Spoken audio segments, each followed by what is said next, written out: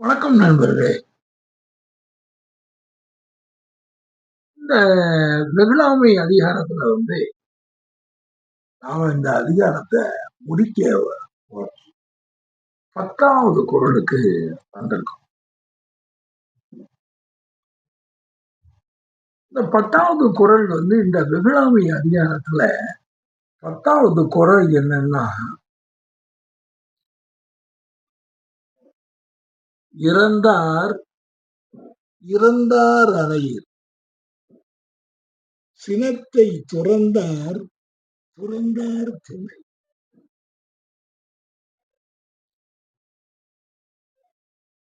இறந்தார் இறந்தார் அணையர். திருவள்ளுவர் சொல்றாரு, இந்த சினத்தை அதில் தன்னுடைய அந்த சினம் ஒருவனை திடீர்னு அவனை அவன் உள்ளத்துல சினம் அவன் அது வரைக்கும் இருந்த ஒரு நல்ல அமைதியான அந்த நிலைய அவன் விட்டு பிறழ்றான். இறந்தார். அது வரைக்கும் நல்லா இருந்துகிட்டு இருந்தவங்க திடீர்னு கோவப்பட்டு பேசுறான். இறந்தார் இறந்தார் அணி அப்படி அப்படி இந்த அதை விட்டு போறவன் இந்த உலகத்தை விட்டு போனவனாக சொல்கிறார். இறந்தார் இறந்தார் அணிய ஒவ்வொரு வார்த்தைகளும் அப்படியே தராசுல போட்டு வெயிட் எடுத்து அதை அவங்க விரோதிக்கிறாங்க. இதையெல்லாம் இந்த இந்த கற்பனைகளை நாமெல்லாம் நினைச்சு பார்க்க முடியுமா? இந்த கான்செப்டுகளை யோசிக்க முடியுமா? ஐயோ இதெல்லாம் முடியாது. அது ஒரு பக்கம் இருக்கட்டும். வள்ளுவர் சொல்ற மாதிரிலாம் இந்த மாதிரிலாம் இருக்க முடியாது அப்படிங்கிற அந்த இதெல்லாம் இருந்தாலும் கூட அதையெல்லாம் எவ்வளவோ காலங்களுக்கு முன்னால அவங்க இருந்து அதுகளை எல்லாம் பழகி அதெல்லாம் அவங்க செய்யறாங்க. அவ்வளவு காலம் செய்து வந்திருக்காங்க. அதனாலதான் அவர் அந்த இத அவரு சொல்றார். இறந்தார் இறந்தார் அணையர் சினத்தை துறந்தார் துறந்தார் துணை. சினத்தை துறந்தவர்கள் யாருன்னா, சினத்தை துறந்தார் துறந்தார் துணை. துறந்தார்னா துறவிகள். அந்த துறவிகளுக்கு துணையாக இவர்கள் அவர்களிடத்தில் அந்த துறவிகளை போற்றுபவர்கள். அந்த துறவிகளை போற்றக்கூடிய அந்த தன்மை இருக்கிறதுனாலதான் அவங்க அந்த கோபத்துக்கே அவங்க வர்றது இல்லை. கோபத்துக்கு உட்படுறதே கிடையாது. அதனாலதான் அந்த கோபத்தை வெளிப்படுத்தும் பொழுது அது இறந்தார் இறந்தார் அணையார். அவங்க செத்தவனுக்கும் ஒப்பானவன் தான். அதுல இருந்து பிறண்டவன் இந்த உலகத்தை விட்டு பிறண்டவன் தான். இதுக்கு மேல என்ன சொல்றது? இதையெல்லாம் செய்ய முடியுமா அப்படின்னு சொல்லிட்டுதான் நம்ம இப்ப இத பேசக்கூடிய நானே இதெல்லாம் எவ்வளவு பெரிய ஒரு கஷ்டமான காரியம் அப்படின்னு நானே நினைக்கிறேன். இது எப்படி முடியும்? இவ்வளவு காலத்துல நம்ம ஓரளவுக்கு பண்புகளோட வாழ்க்கையை வாழ்ந்து இவ்வளவு வயது வரைக்கும் நம்ம வந்திருக்கோம். ஆனா இப்படி வள்ளுவர் சொல்லக்கூடிய இந்த தன்மைகள் எல்லாம் எப்படி இருந்திருக்குங்கிறது இப்பதாங்க தெரியுது. வள்ளுவர் சொன்ன இந்த வாசகங்கள் இன்னைக்கு தான் தெரியும்.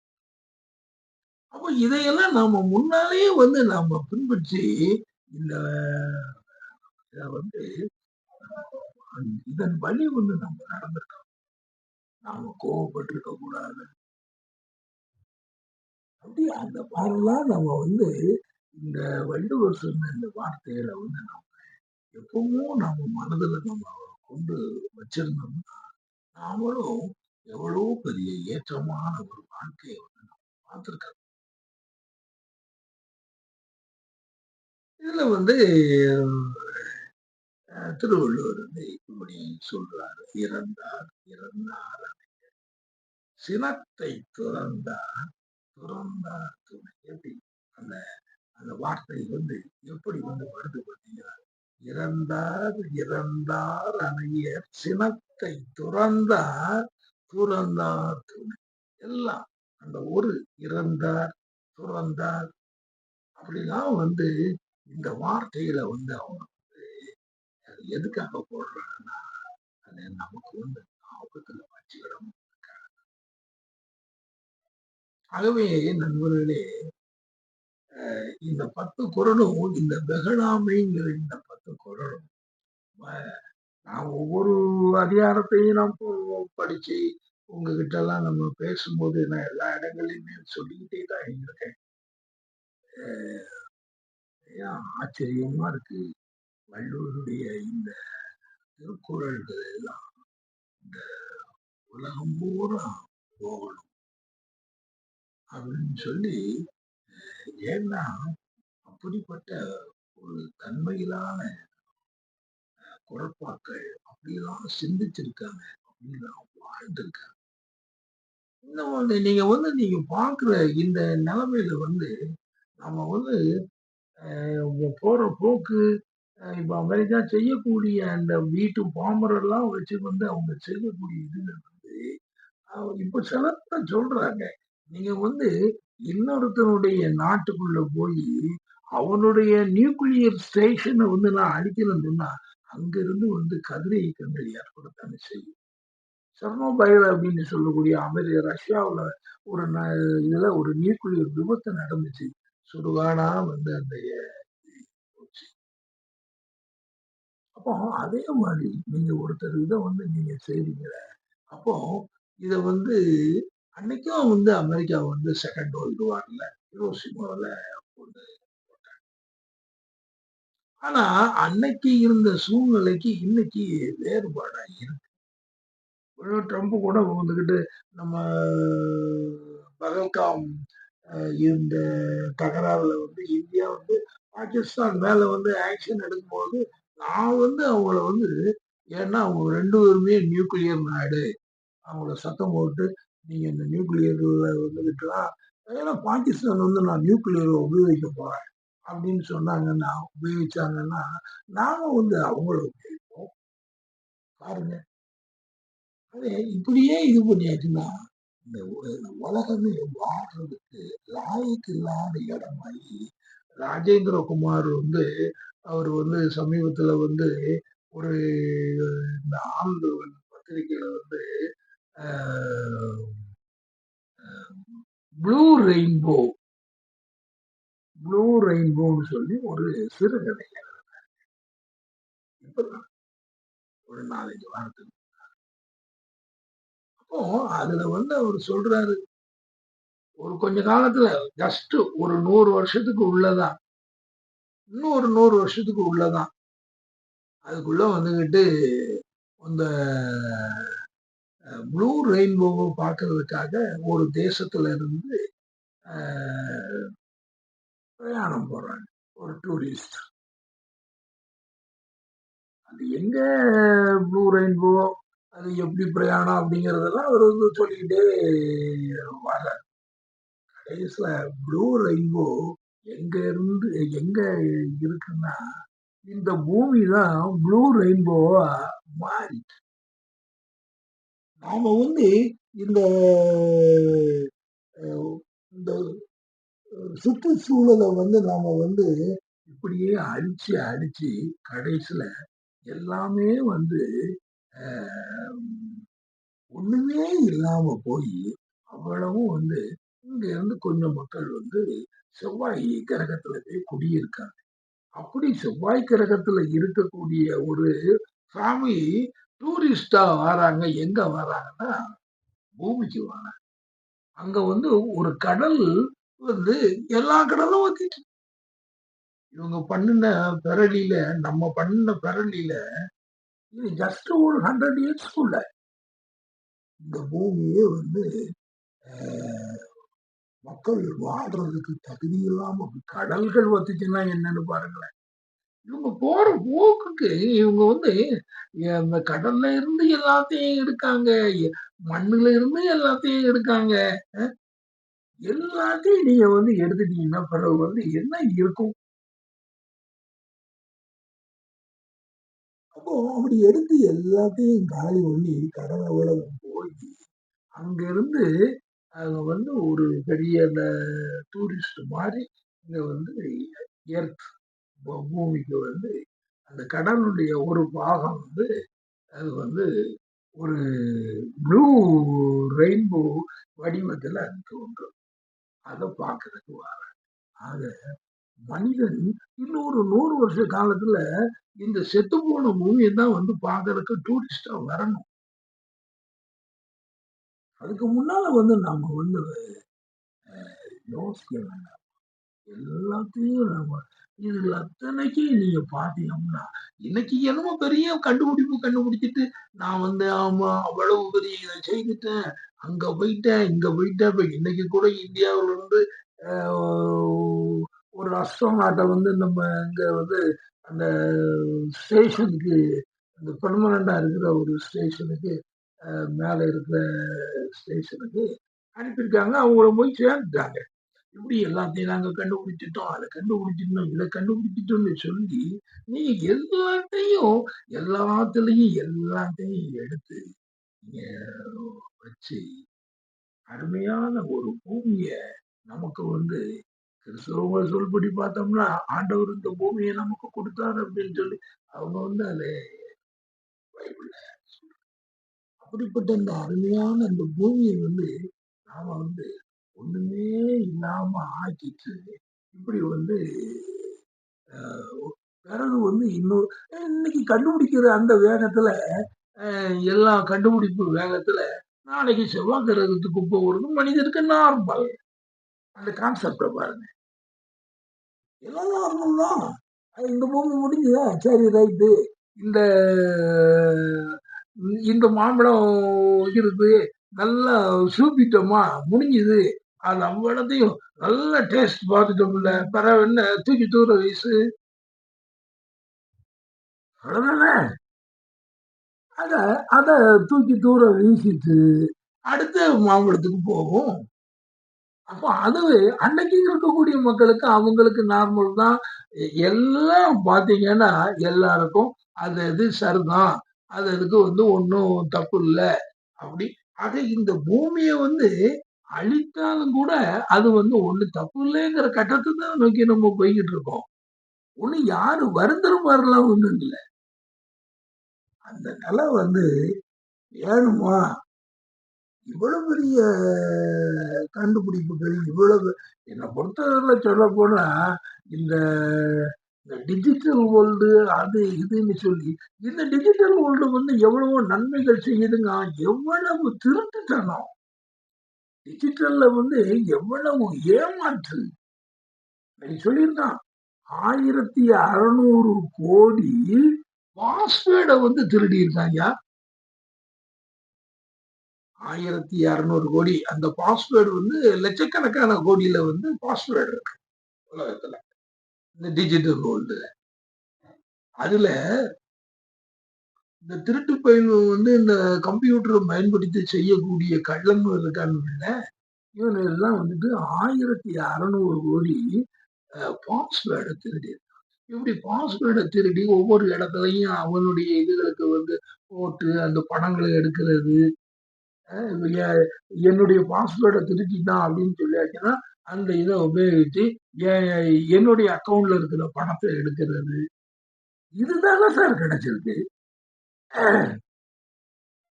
இது இப்போ நார்மல் இப்போ உங்களுக்கும் எனக்கும் தெரியுது.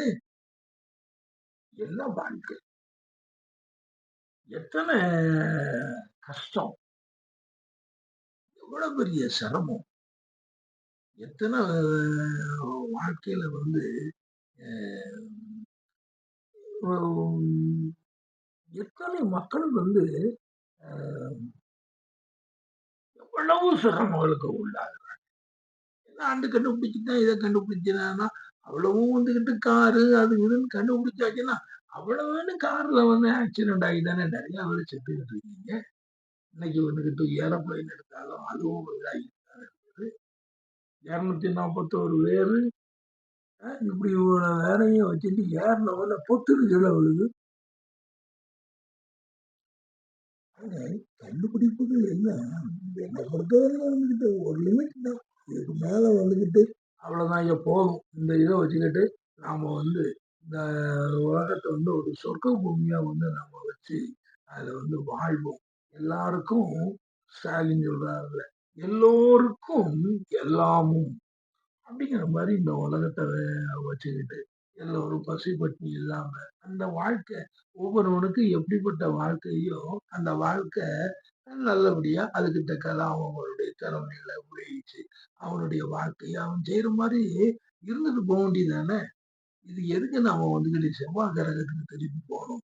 ஆனா நம்ம அப்படித்தான் போய்கிட்டு இருக்கு. இதை வந்து ஒண்ணும் செய்ய முடியாது. நண்பர்களே, நாம இந்த ப்ளூ ரெயின்போவா இந்த உலகத்தை நம்ம மாத்திட்டு தான் மற்ற வேலையை பார்ப்போம். ஒரு காலகட்டத்துல வந்துகிட்டு நீங்க வந்துகிட்டு எல்லாத்தையும் நியூக்ளியர் போட்டு அழிச்சிட்டீங்கன்னா பிறகு நீங்க என்ன செய்வீங்க? ஒருத்தன் வந்துகிட்டு யோசிப்போம். அமெரிக்காக்காரன் பெரிய அளவு கண்டுபிடிச்சிட்டாங்க, எப்படியாவது ஒரு இடத்துக்கு போய் அங்க நம்ம மக்கள்ல கொஞ்சம் பேரை கொண்டு போய் அங்க நம்ம செட்டில் ஆயிடும் அப்படின்னா அங்க ஒரு காலனியை ஒண்ணு உருவாக்கி அங்க இருந்து திருப்பி வந்து சிவிலைசேஷன் அங்க உருவாகும். இதெல்லாம் வந்து அப்படி ஒன்றும் பெரிய வாழ்க்கை கிடையாது. வாழ்க்கை வந்து நாம வாழ்ந்த வாழ்க்கை இந்த உலகத்துல வந்து நம்ம இந்த இயற்கையை எப்படி போட்டி இருக்கோம், அதெல்லாம் ஒண்ணும் இல்லாம இன்னைக்கு நான் போகிற அளவுக்கு வருதுன்னா அது வேண்டாம். ஒரு முடிவு எடுக்கணும். சரி நண்பர்களே, இது திருவள்ளுவர் வந்து எவ்வளவோ சொல்லும் பொழுது நமக்கு இன்னைக்கு வந்து அந்த எண்ணங்கள்லாம் வருது. அந்த ஒரு தனி மனிதன் அவனுடைய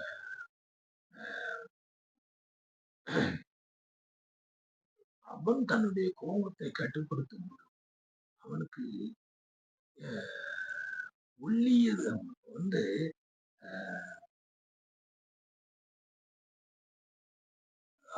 உள்ளியதெல்லாம் உடனே அந்த வாழ்க்கையை வந்து நம்ம வாழ்றதுக்கு பழகணும்.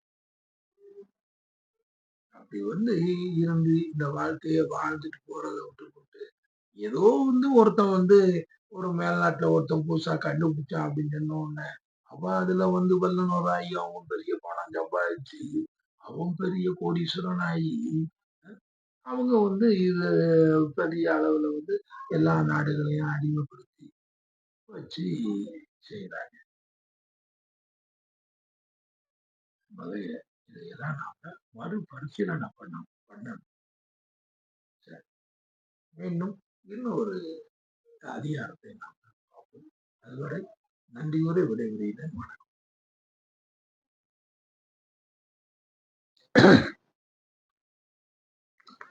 வணக்கம் நண்பர்களே.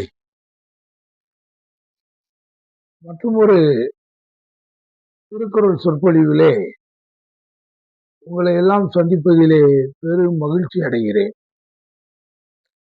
நாம வாய்மைங்கிற அதிகாரத்துல 3 குறள் வந்து இதுவரைக்கும் நாம பார்த்திருக்கோம். இப்ப நம்ம வந்து 4வது குறள் வந்து பார்க்கிறோம். 4வது குறள் வந்து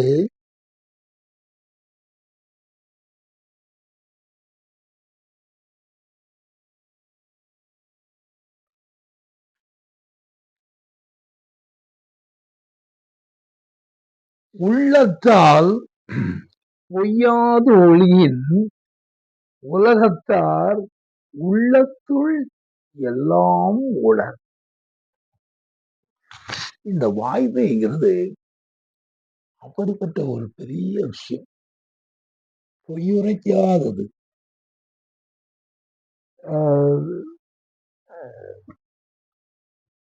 எந்த ஒரு வாயிலிருந்து வரக்கூடிய வார்த்தைகளும் இதுல நீங்க பொய்கள் அதுகள்லாம் சொல்லி இப்படி பண்ணும் பொழுதுதான் அதுல பலருக்கு தீமைகள் வருது. அப்போ தீமை இல்லாம சொல்றது. இதுகள் எல்லாம் எப்படிப்பட்ட ஒரு தன்மை வாய்மைங்கிறதுன்னா, அது சாதாரணமான விஷயங்கள். அந்த வாய்மையை நீங்க அ கடைப்பிடிக்கும் பொழுது, நமக்கு ஷார்ட்கட்டா அ ஒரு பொய்ய சொல்லிட்டு போயிரலாம் அப்படின்னு சொல்லி வரும்.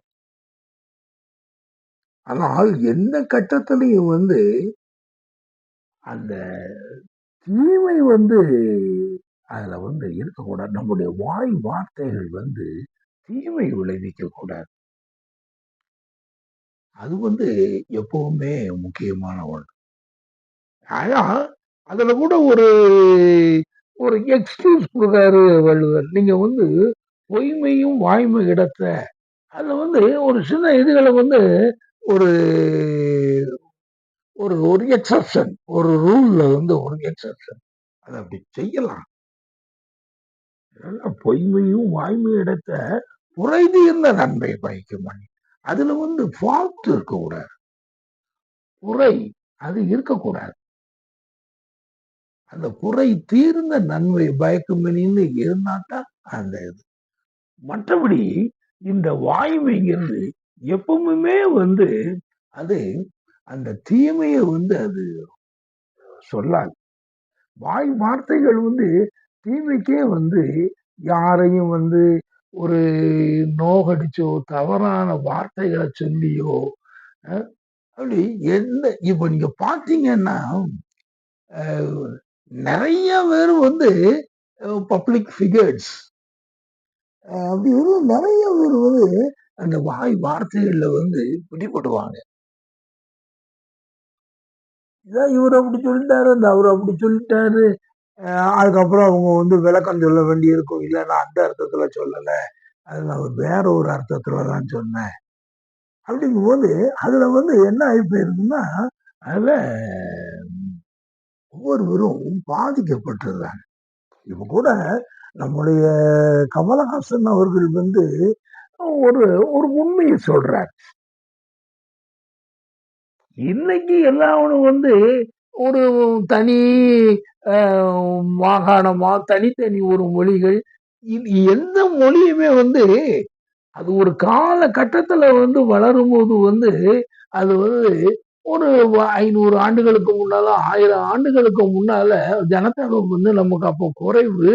அப்ப அதுல இது பண்ணும் பொழுது ஒரு மொழி வளரும் பொழுது அதுல ஒரு நிலப்பரப்புல இந்த திராவிட நாடுன்னு சொல்லி அதுல எல்லாமே நாம இருந்த அந்த சூழ்நிலை அந்த திராவிடம் அப்படிங்கிறது ஏன் இன்னைக்கு சிந்து சமவெளி நாகரிகங்கிற முறையில இந்தியா பூராமே தமிழர்களுடைய நிலம் தானே அது. இன்னைக்கு அதை சொன்னாச்சுன்னா உடனே யூபிக்காரன் விடுவானா இன்னைக்கு. ஆனா அது உண்மைதான். அது அதே மாதிரிதான் கமலஹாசன் அவர்கள் சொன்னது ஒரு 500 ஆண்டுகளுக்கு முன்னால ஒரு 1000 ஆண்டுகளுக்கு முன்னால அதை நீங்க பார்க்கணும். அதை நீங்க அதை நீங்க படிச்சு பார்க்கணும். இந்த ரெண்டுக்கும் இந்த மொழியில இருந்து இப்போ ஒரு மொழி எங்களுக்கு தோண்டி இருக்குன்னு சொன்னா அப்ப நீ அதை கொண்டா ஆரிஜினை கொண்டா. அந்த ஆரிஜினை கொண்டு வரும்போது கொடுக்க முடியாது. அப்போ அப்பதான் அதை வச்சுதான் இந்த திராவிடம் அப்படிங்கிறதே வந்துச்சு ஒழிய இத எல்லாரும் நல்ல ஒரு ஆராய்ச்சி மனப்பான்மையோட தான் பார்த்தாங்க ஒழிய இன்னைக்கு என்னமோ ஒரு தனி நாடா இன்னைக்கு 6 கோடி 7 கோடி இருந்தவொட நாங்க எங்களுக்கு இல்லையா நாங்க எங்க அப்படின்னு சொல்லி பேசக்கூடாது. என்ன அதுல என்ன கௌரவ குறைவுன்னு நாங்க என் மொழி இன்னைக்கு தமிழ் மொழி எங்கேயோ ஒரு இடத்துல இருந்து கடன் வாங்கி என் மொழி வளர்ந்துருக்குன்னா எனக்கு பயன்பட்டுக்கிட்டு இருக்கு போக வேண்டியதானே. இதுல என்ன எனக்கு மான அவமானம். ஏன்னா அப்படி பார்த்தாச்சுன்னா ஆங்கிலத்துல எல்லா மொழிகள்ல இருந்தே கடன் வாங்கி வச்சுக்கிட்டு உலகத்தை ஆண்டுகிட்டு இருக்கானே. அப்படித்தானே நம்ம வாழ்க்கையில எப்படி நம்ம நடத்துறோம் அப்படிங்கிறது தான் நம்ம பார்க்கணும். அதை கொண்டு வந்துக்கிட்டு நாங்க பெரிய இவங்களாகோ அவங்களுக்கு நாங்க அடிமைகளா இவங்களுக்கு நாங்க அடிமைகளா அப்படின்னு சொல்லிட்டு அதை வந்துக்கிட்டு இதை சொன்னதுக்கு அதை யார குற்றப்படுத்துறாங்க? யாரையுமே குற்றப்படுத்தது இல்லையே. அப்படி அப்படி இந்த வார்த்தையை சொன்னதுக்கு ஒரே கூப்பாடு. அது சுப்ரீம் கோர்ட் வரைக்கும் கேஸு. அதுல அவங்க கர்நாடகத்தில் உள்ள ஹைகோர்ட் அப்பாலஜி வாங்கினா என்னையா இது ஒரு ஜட்மெண்ட்ல கோர்ட்டுடைய வேலையா நீங்க அப்பாலஜி வாங்கிருங்க. இது ஒரு கோர்ட் வேலையா இது? நீ அப்பாலஜி வாங்கிரு அப்படின்னு சொல்லி அதை இது கடைசியில வந்துகிட்டு சுப்ரீம் கோர்ட்ல கேட்டா it is none of the business of the court to demand apology from you person. என்னையா இருந்தது அது? என்ன என்ன மன்னிச்சுடுங்க ஐயா, நான் அப்படி பேசிட்டேன் அப்படிங்கிறதுக்கு என்ன இருக்கு? ஆக இப்படிலாம் அந்த ஒரு ஒரு விஷயம் ஒரு கருத்து சொல்லும் பொழுது எனக்கு அதுல பாதிச்சுட்டு எனக்கு இதுல பாதிச்சுட்டு அப்படின்னு சொல்லி இந்த மாதிரிலாம் மக்கள் பிரச்சனைகளை கிளப்புறாங்க. ஆனால் உண்மையிலேயே இப்படி பார்க்கும் பொழுது அந்த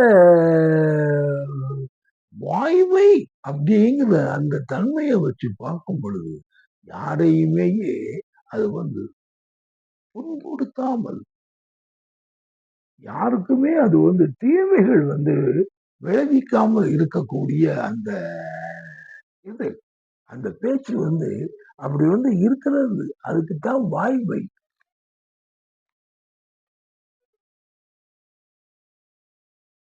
அப்போ அவர் சொல்லும்போது அந்த 4வது குறள்ல அத சொல்லும்போது சொல்றாரு, அதான் உள்ளத்தால் பொய்யாது ஒழிக. வாய்மை அது ஒண்ணு. அடுத்தால உள்ளத்தால் அது அந்த உள்ளத்திலிருந்து வரக்கூடிய அந்த வார்த்தை அதுல பொய்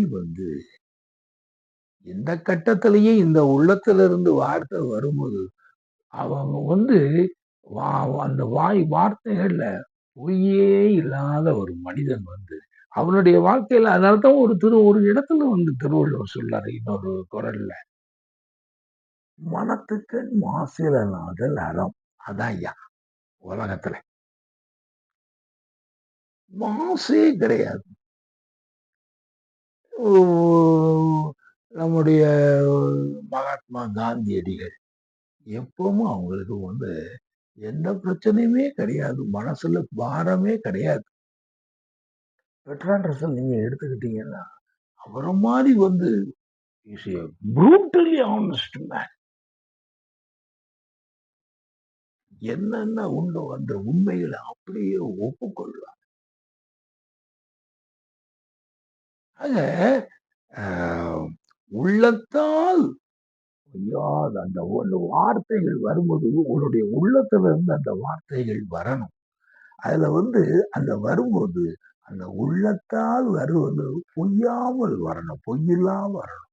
உள்ளத்தால் பொய்யாத ஒளியின் உலகத்தார் உள்ளத்தில் எல்லாம் உலர். அப்படிப்பட்ட உலகத்துல உள்ள எல்லாருடைய உள்ளத்திலையுமே போய் அவன் உட்கார்ந்துக்கிடுவான்.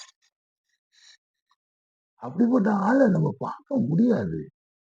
அப்படி பார்க்கும் பொழுது ஏய் அவர் அப்படிப்பட்ட ஆளுப்பா அப்படின்னு பார்த்தா மக்கள் அவங்கள பின்பற்றுறாங்கல்ல. இப்படி இதெல்லாம் இந்த பின்பற்றுறவங்க இயேசு கிறிஸ்து, மகாத்மா காந்தியடிகள், தந்தை பெரியார், இவங்க பெர்ட்ராண்ட் ரசல் இங்கிலாந்துல இவங்கெல்லாம் அந்த இதுகளெல்லாம் இது பண்ணும் பொழுது அவங்களுக்கு அவங்கள பின்பற்றுறாங்க. அதனாலதான் உள்ளத்தால் பொய்யாது ஒளிகை உலகத்தார் உள்ளத்தில் எல்லாம் உள்ள எங்கேயோ உள்ள பெர்ட்ராண்ட் என்னுடைய உள்ளத்துல இருக்க எங்கேயோ உள்ள மகாத்மா காந்தி தானே. அப்படி பார்த்தாலுமே நமக்கும் ஊருக்கும் சம்பந்தமே இல்லை. பெரியாராவது நம்ம கூட உள்ளவர். அது இப்படிலாம் பார்க்கும் பொழுது அந்த உள்ளத்தால் பொய்யாது ஒழுகணும். அந்த வார்த்தைகள்ல பொய்யே இருக்கக்கூடாது. எல்லாமே உண்மையான வார்த்தைகளை நீங்க சொல்லும்போது உங்க மனசுல எந்த விதமான டென்ஷன், எந்த விதமான போராட்டங்கள் அதெல்லாம் இல்லாம எப்பவும் சாந்தமா அமைதியா இருந்து இருந்தா வேற எந்த விதமான ஆசா பாசங்கள் எல்லாம் எதுலையும் ஈடுபடும். அப்படி இருக்கும் பொழுது அந்த உள்ளத்தால் பொய்யாது ஒழுகின் உலகத்தார் உள்ளத்தில் எல்லாம் உள்ள. இதைத்தான் இந்த குரல்ல திருவள்ளுவர் சொல்றார். இதை நாம நாம பின்பற்றோம். இந்த வாய்மை, இந்த பொய்யாமை, இதுகள் எல்லாம் இந்த உள்ளம், இந்த இதயம், இந்த மனம் எல்லாம் அடுத்தாலும் மனதை பற்றி சொல்லலாம். அது என்னன்னு சொல்லிப்போம். அதுவரை நன்றி கூறி விடைபெறுகிறேன். வணக்கம்.